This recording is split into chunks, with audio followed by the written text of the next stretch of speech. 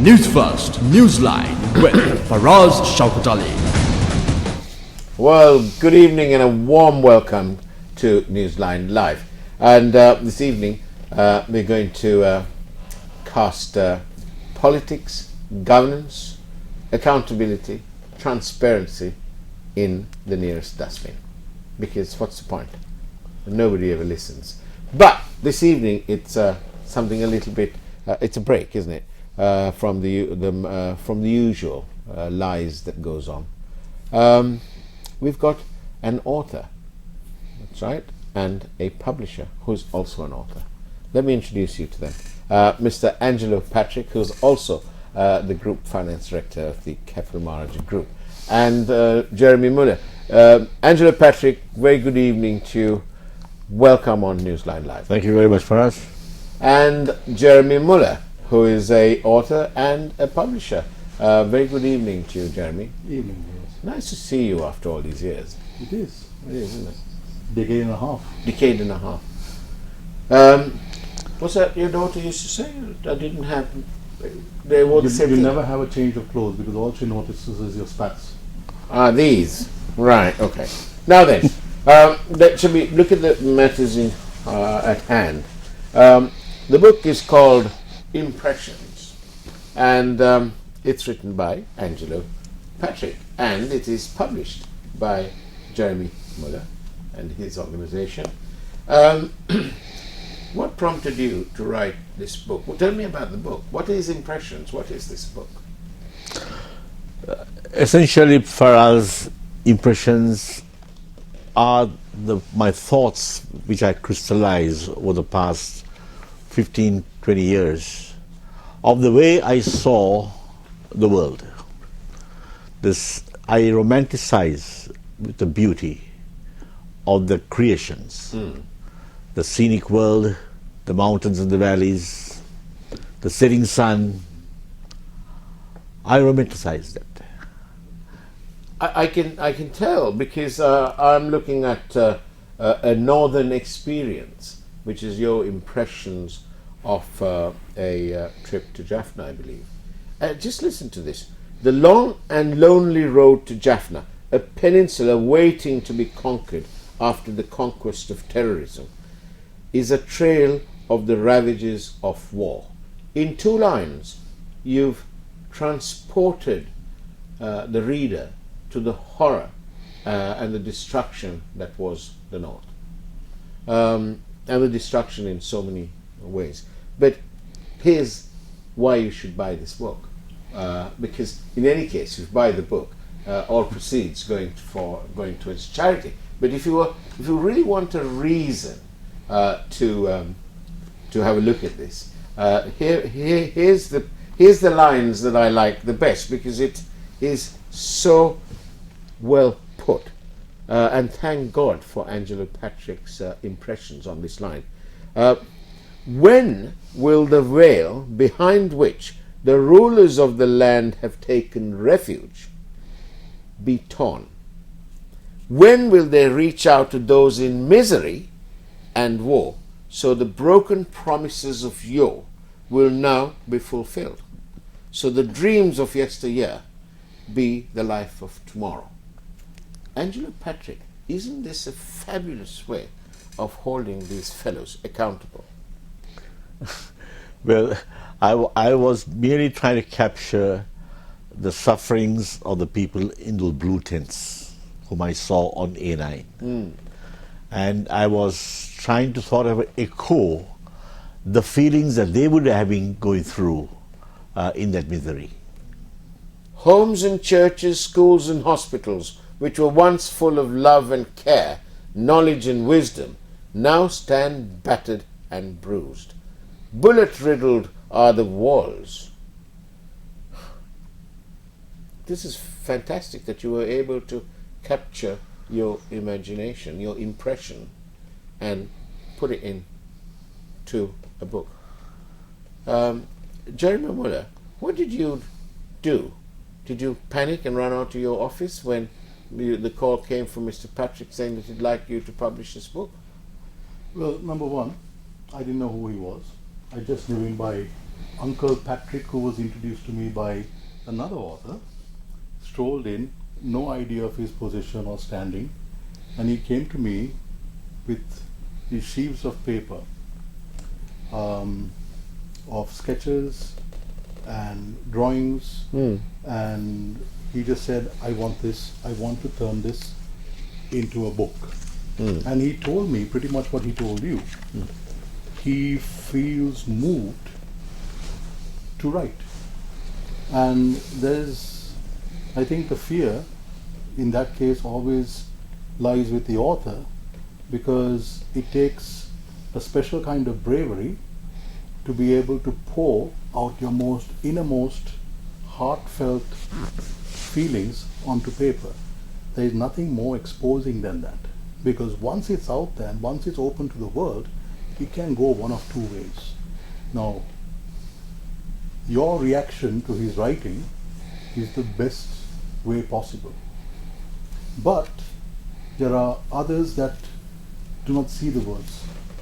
They just see the man, they hold grudges, they have this whole thing about, look, Sri Lankan writing is never going to be as good as the rest of the world. I take umbrage with that. Yes.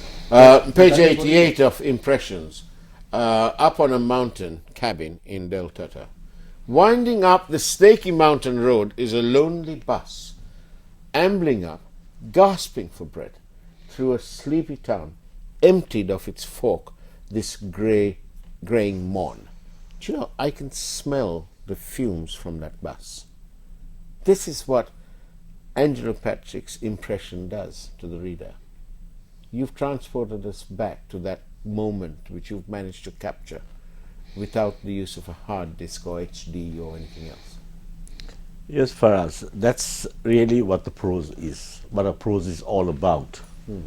A prose is actually a text which is written in the natural flow of speech.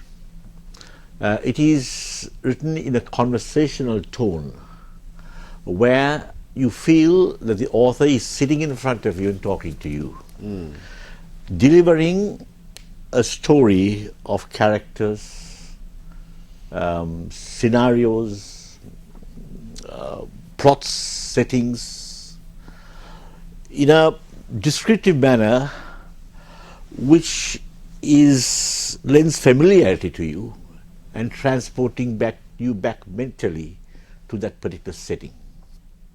If you see my writings here, these prose, you wouldn't see it in the form of a poetry, but it's a paragraph. In this paragraph, you would find several segments when you read. The first two lines, I'll be talking about the hills and the mountains and the valleys and the setting sun. The next line would be completely different.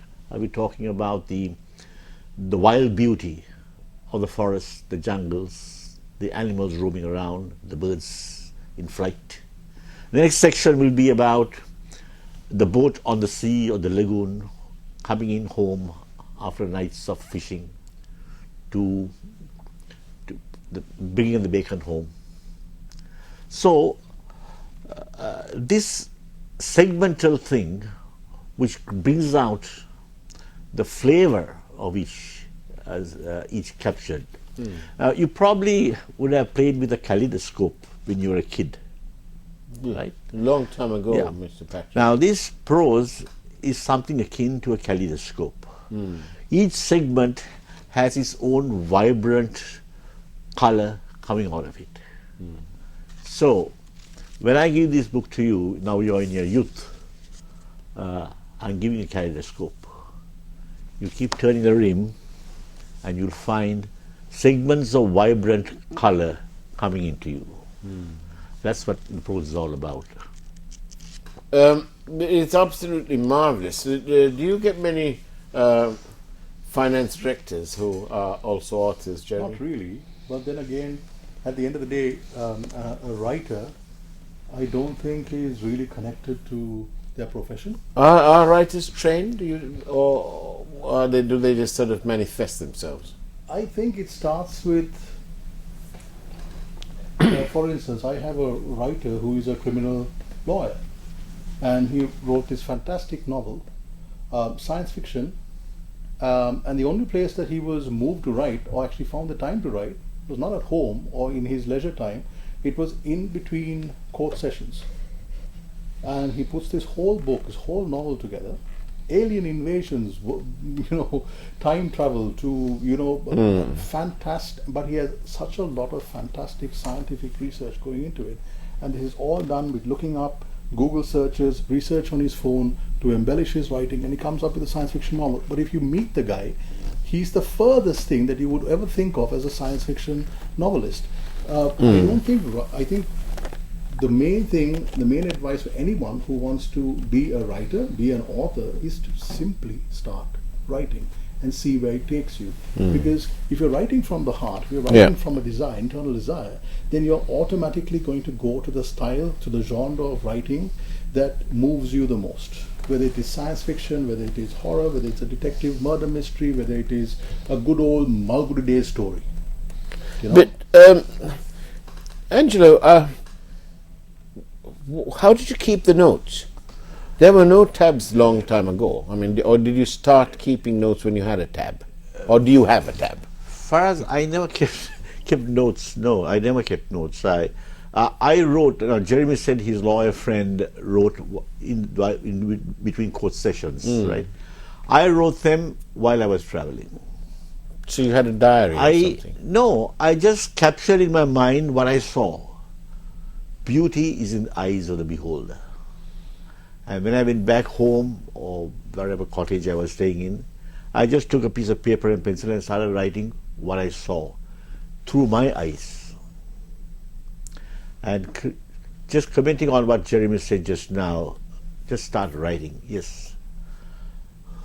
If you want to write a prose, my little advice to people who want to start writing prose is that use simple English.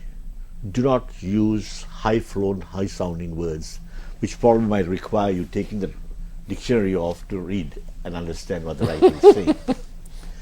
And secondly, the rule of thumb that I have is don't have more than 25 words in a sentence. You lose the reader. The success of an author is to be understood by the reader. If the reader doesn't understand the author has failed. Well, they say that there's some words, isn't there? Through the eyes of love, you'll see 1,000 stars. I believe that impressions has helped Sri Lanka see 1,000 different other things too. On that note, let's go for a quick break and take a peek at this evening's headlines, produced for you by that young, vibrant and super duper primetime news team at Newsfirst. We'll see you on the other side of the break.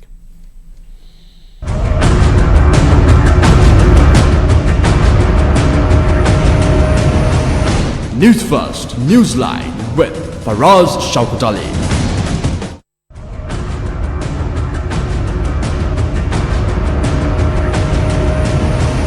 Newsfirst Newsline with Faraz Shaukat Ali. And welcome back to Newsline Live. I'm in conversation with the author of Impressions, Mr. Angelo Patrick, and another author who's also the publisher of Impressions, Mr. Jeremy Muller. Mr. Muller, can I ask you this? In between you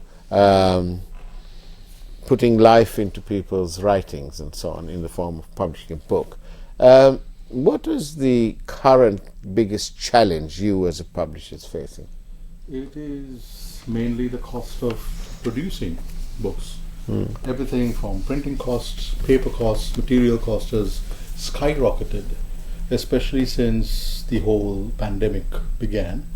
I would say looking at a rise of around 40, I think is now going more up towards a 60% increase in prices. And what this does is it affects the retail price, the end price of the book.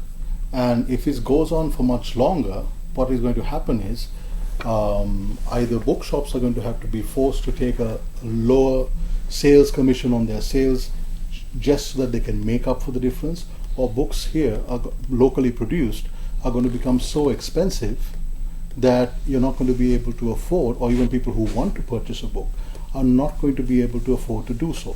It'll be another blow to people's education and all that. Yes, it could be. The wide education.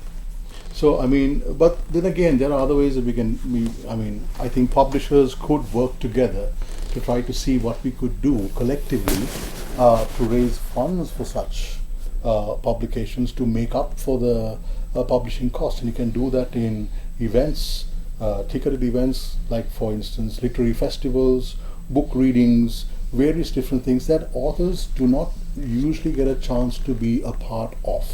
This, this business about the costs of printing's gone up and all that. Is this all because we don't have any dollars? I think this is well, that could be one of the factors. I think this is more to do with greed. Now, the excuse, it usually happens if you expect that there is going to be a price increase in the future or scarcity. The product that you sell today, even though there is a reasonable price for it, it goes up immediately by a significant percentage, and that in turn, because if I call up a paper supplier today, the first thing they do is they call up another supplier and say, hey, what are you selling this paper for today? Because they don't want to rely on their own prices. They will rely on the highest possible price that somebody else is selling for, just so that they can match the price, just so that they can make the biggest profit margin they possibly can. And you can't exactly blame them either, because times are tough. Every rupee that they can squeeze out from whatever corner that goes into their pocket is something that they can use to better their own lives. So I can't blame these people for doing things like that, because there is a reason behind it. And the reason behind it is, if you want to go political on this, the lives of the general public in every industry is suffering because there's not enough to go around.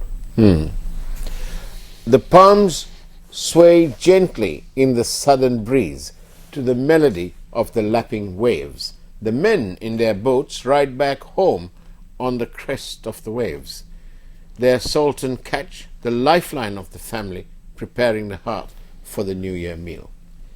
The idyllic rich stroll on the sand, soaking up the leisure to the melody of the gurgling waves. Little boys with treasures dug up from the beach, stalking the rich to help the home fires burning. Oh, the serenity of the morning stirs in me the passion for nature as I watch the unfolding of yet another day shaped by his hand. He can only be the one and only, the inimitable Angelo Patrick with his impressions.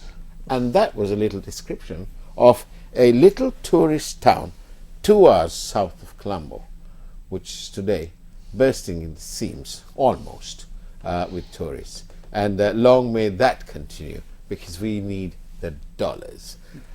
Angela, how on earth did you capture that? I'm reading that, and I can hear the waves in Hikadu. I can hear the distant drums of some music being played in a bar. Faraz, don't think I'm one and only who can capture this. Do you know, I was talking to a university professor in English literature in one of the universities here, and he told me English literature is now being embraced by a number of students in the rural areas. We would have thought that English literature would have been only in the Colombo schools, but he tells me now that there are a lot of takers of that subject in the rural areas. And I asked him why, how is it happening? And he said, the influence of the social media. And that has helped the rural folk to appreciate and absorb English literature. And also, Faraz, Jeremy can testify to this, a number of good authors have grown up in Sri Lanka in the recent times. There are a number of wonderful authors who have come up. But he has published quite a number of them. Jeremy's father, of course, is also very well known, Carl Muller. Which is why the publishing house is called the Jamford Tree. The Jamford Tree was started up by my dad and myself back in 2011. He wanted to call it Rebel Publishers because the whole purpose of it was to rebel against an industry that was not, he did not see was taking care of the authors, that did not put the authors first. So I said, come on, Dad, Rebel Publishers, they're not going to connect with you. And many times I used to tell my dad, you're an elephant that doesn't know its size. You're the first Sri Lankan author to be internationally published. You won, co-won the very first Gratian Award. You won countless state literary awards. He was actually given a national honor, the Kalakirti. He was shortlisted for various different international awards as well. Yeah. He was published by National Geographic, and the list goes on and on and on. And yet, at the end of the day, my dad would sit back, and when that wave of pride would settle, where's the money? The paycheck comes in once every 6 months, and it's meager. It doesn't pay all the bills. And when you have over 60 to, I think he almost had 80 books published, various different forms, over 25 of them internationally published, and everybody knows his name, but when the dust settles, he's just a man sitting in Kandy, writing his heart out and hoping for the best. So when we started this, he wanted to put the author first. That's why he called it Rebel. And I insisted, no, we call it Jamford Tree, because that's what everyone would remember. Even today, I would have calls coming in, Jamford Tree Publications, I heard a lot about you. I know where the name came from. Have you anything to do with Karl Mallet? And I would very proudly, I would say, yes, he's my father. And Mr. Patrick, working for the Capital Maharaja Group, as you've done for so long now, you wrote these things down on your various sort of visits and all that. But, somebody rather senior at the Capital Maharaja Group, it can't be many, because there can't be many more senior than you, right? And they said to me the other day on the phone, because I sent a message, because I was sent I think I met you, and then anyway, I saw something, and I sent a message to this person and said, urgently, do you have Keyman Insurance in the name of Angelo Patrick? What? Came the reply, and I said, well, there's this video of him parachuting, skating. It wasn't done too long ago. During Christmas time. Yes. But the question that I was asked really was, do you know whether his wife knew all this? Did your wife know about this? No. Ah, well, she's probably watching the program. She knows now. I know that the proceeds are going to charity, Impressions. I have to ask you this, right? I'm not living in the past, but I'd have to ask, because I want to know. And it'll help everyone else. The Capital Maharaja Group, one of the largest privately held companies in Sri Lanka, and all that. What did my late chairman, your late chairman, Mr. Rajendran Rajamindran, what did he have to say about this? Oh yes, he had a lot to say about it. In fact, he was the first person whom I met up with to tell him that I had the intention of publishing my book. And then he said, I had this manuscript in my hand, and he said, let me have a look at that. So I gave it to him. So he just leafed through it a bit and then gave it back to me. He said, read me one. So I read one, sitting across the table. Then he said, okay, read me another one. And I read one. Then he said, read me another one. I read again. Then he said, this is fantastic. This has to be published. And I'm going to handle it myself. That's how it started. And he handled it. As it much of the history of our group, there's a story to everything, isn't there? And that story is, I can just picture you seated in his office and doing that. Well, he gave a lot of people a lot of... And the best part was, then he said, I'm going to give you able support to do this. And then he said, okay, before you do that, there's something you're going to do before that. He said, what do you want me to do? I said, you have to write something about me, about the author. Then he slid back in his chair and said, now that's a challenge. What am I going to say about you? What good am I going to say about you? Thank you for all the questions, by the way, including from obviously an Angelo Patrick fan who is in Britain and is fiddling around with the internet. But if you really want to know, if you tune in to Facebook, or if you log into Facebook or YouTube, you'll be able to see this program live. And it's obviously, all you have to do is type Newsline, one word, TV1, another word, and if you press the go button, the return button, on YouTube, you'll see most of everything that we've done. Not all, because there's some spelling mistakes and all that, but that's how you watch the live program for the gentleman who probably stuck in London. And to all those viewers, we have several regular viewers in catchment areas of in Texas, in Toronto, and all over the world, in Australasia, the Middle East, Japan. So thank you for all the questions, and obviously for tuning into Newsline over the past near 7 years. Mr. Angelo Patrick, is there another book on the way? I certainly am continuing with my writing. The last writing here is possibly just before the COVID. Only unfortunately, these last couple of years, I couldn't do much traveling. I get this great vibration within me to start writing when I move around the countryside. Yes, sir, now I started moving around, and I'm now continuing with the writing. As to how long it'll take me to do another book and get hold of Jeremy again, yes, I can do it again.